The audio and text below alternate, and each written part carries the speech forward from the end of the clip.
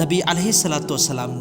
गी निकाद लाब मतुंगदुदा एंगो हजरत अम्माना अखोगी तन हौनंगाई गिनेना अखोगी मतुम ताइदनको अदुगी मतुम ताबसे नबीना नेब तारगा पीरिबसे अदुगा अम्मा खक्तनी नबीना तारगा पीखिबा तन सी पक्थो हल्लगा अखोगी खांग मथक्सिदा थंबा मतमदा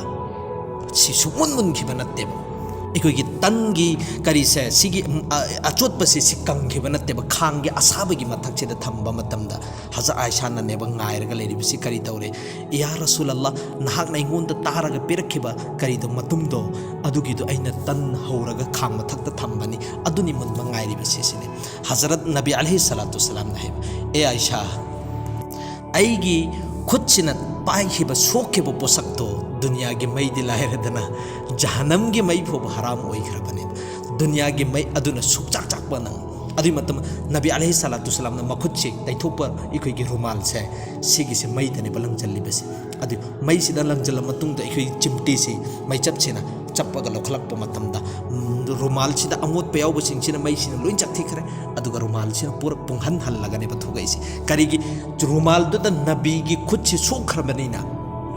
अदुगी रुमाल दो कईदुनुंदा चारोइदबने